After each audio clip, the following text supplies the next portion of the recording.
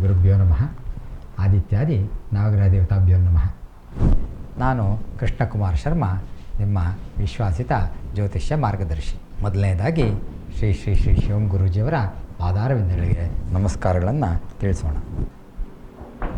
ಈ ದಿನದ ವಿಚಾರ, ವೃಕ್ಷ ಸ್ಥಾಪನೆಗೆ ಯಾವ ಮುಹೂರ್ತ, ಹಾಗೆ ಲಾಭದಾಯಕ ವ್ಯಾಪಾರ ಪ್ರಾರಂಭ ಮಾಡೋದಕ್ಕೆ ಯಾವ ಮುಹೂರ್ತ ಅಂತ ಮುಹೂರ್ತದ ವಿಷಯ ತಿಳ್ಕೊಳ್ಳೋಣ.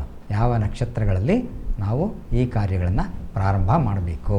ನೋಡಿ, ಎಷ್ಟೋ ಮರಗಳು ಅಂದರೆ ತೆಂಗಿನ ಮರ, ಮಾವಿನ ಮರ, ಹುಣಸೆ ಮರ, ಬಿಲ್ವ, ಪಾರಿಜಾತ, ಅಶ್ವತ್ಥ ಯಾವುದೇ ಇರಲಿ, ದೊಡ್ಡದಾಗಿ ಬೆಳೀತಕ್ಕಂತಹ ವೃಕ್ಷಗಳು, ಅವುಗಳ ಸಸಿಗಳನ್ನು ನಾವು ನೆಡಬೇಕಾಗಿದ್ದರೆ ನಾವು ಸ್ಥಿರ ನಕ್ಷತ್ರಗಳಾಗಿರ್ತಕ್ಕಂತಹ ಉತ್ತರಾಷಾಢ ಮತ್ತು ಉತ್ತರಾಭಾದ್ರ ಮತ್ತು ರೋಹಿಣಿ, ಈ 4 ನಕ್ಷತ್ರಗಳು ಇರುವಂತಹ ದಿನವನ್ನು, ಒಳ್ಳೆಯ ಶುಭ ಮುಹೂರ್ತವನ್ನು ನಾವು ನಿಶ್ಚಯಿಸಿಕೊಂಡು ಆ ವೃಕ್ಷಗಳನ್ನು, ಸಸಿಗಳನ್ನು ನಾವು ನೆಟ್ಟರೆ ಅವು ನಮಗೆ ದೊಡ್ಡ ವೃಕ್ಷಗಳಾಗಿ ನಮಗೆ ಒಳ್ಳೆಯ ಫಲಗಳನ್ನು ಕೊಡುತ್ತೆ.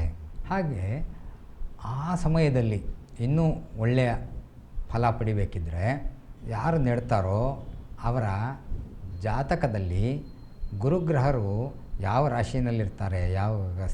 ರಾಶಿನಲ್ಲಿರ್ತಾರೆ ಅಲ್ಲಿಗೆ ಗೋಚಾರದ ಚಂದ್ರ ಸಂಚಾರ ಇರೋ ಸಮಯದಲ್ಲಿ ಅಥವಾ ಸಂಯೋಗ ಇರೋ ಸಮಯದಲ್ಲಿ ನಾಟಿ ಮಾಡೋದು ಇನ್ನೂ ಒಳ್ಳೆಯದು. ಅಥವಾ ಯಾರ ಜಾತಕದಲ್ಲಿ ಚಂದ್ರಗ್ರಹರು ಸ್ಥಿತರಾಗಿದ್ದಾರೆ ಅಲ್ಲಿಂದ ಗೋಚಾರದ ಗೋಚಾರದ ಬುಧಗ್ರಹರು ಸಂಯೋಗ ಇರೋ ಹಾಗೆ ನಾವು ಸಸಿಗಳನ್ನು ನೆಟ್ಟಿದ್ದೇ ಆದರೆ ಅವರು ದೊಡ್ಡ ವೃಕ್ಷಗಳಾಗಿ ಬೆಳೆದು ನಮಗೆ ಸಂಕಲ್ಪಿತ ಫಲಗಳನ್ನು ಕೊಡುತ್ತೆ. ಇನ್ನು ವ್ಯಾಪಾರಕ್ಕೆ ನಾವು ಲಾಭದಾಯಕ ಲಾಭ ಚೆನ್ನಾಗಿ ವ್ಯಾಪಾರ ವೃದ್ಧಿಯಾಗಬೇಕು ಅಂತಂದಾಗ ನಾವು ಒಂದು ಯಾವ ವ್ಯಾಪಾರ ಮಾಡೋದೇ ಅದಕ್ಕಲ್ವ, ಲಾಭಕ್ಕಾಗಿ. ಹಾಗಾಗಿ ನಾವು ವ್ಯಾಪಾರವನ್ನು ಪ್ರಾರಂಭ ಮಾಡಬೇಕಾಗಿದ್ದರೆ ನಮಗೆ ಕ್ಷಿಪ್ರ ನಕ್ಷತ್ರಗಳಿರಬೇಕು. ಕ್ಷಿಪ್ರ ನಕ್ಷತ್ರಗಳು ಅದು ಯಾವುದು? ಕ್ಷಿಪ್ರ ನಕ್ಷತ್ರಗಳು ಅಂತಂದರೆ ಅಶ್ವಿನಿ, ಪುಷ್ಯ ಮತ್ತು ಹಸ್ತ ನಕ್ಷತ್ರಗಳು.